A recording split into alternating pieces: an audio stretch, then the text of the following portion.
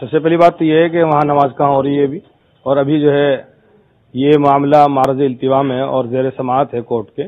جب تک کہ کوئی فیصلہ نہ آ جائے اس وقت تک کہ وہاں ان کے بیان کے حساب سے نہ نماز ہونی چاہیے نہ پوجا ہونی چاہیے، جب تک کہ کوئی بھی ایک رخ کا کوئی فیصلہ نہ ہو جائے. اور ان کا یہ کہنا کہ وہاں مسجد نہیں تھی، اس کا فیصلہ کرنے والے وہ کون ہوتے ہیں؟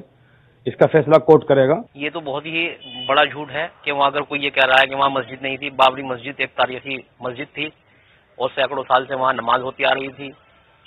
مسجد کے لیے یہ بڑی وڈمبنا ہے کہ لوک تانترک دیش کے اندر کسی مسجد کو شہید کیا گیا، لیکن مسلمانوں نے پھر بھی اپنا وشواس جو ہے سنویدھان میں رکھا اور کانسٹیٹیوشن کے تحت اپنی یاچیکا دائر کی، اپنا پکش رکھا. ہائی کورٹ میں پہلے مقدمہ چلا، اس کے بعد سپریم کورٹ کے اندر مقدمہ وچاردھین ہے. اس سے پہلے کوئی بھی بیان دینا یہ دیش کے پرجا تانترک طریقے سے جو دیش چل رہا ہے سچارو روپ سے، اس پر تیکھا حملہ ہے.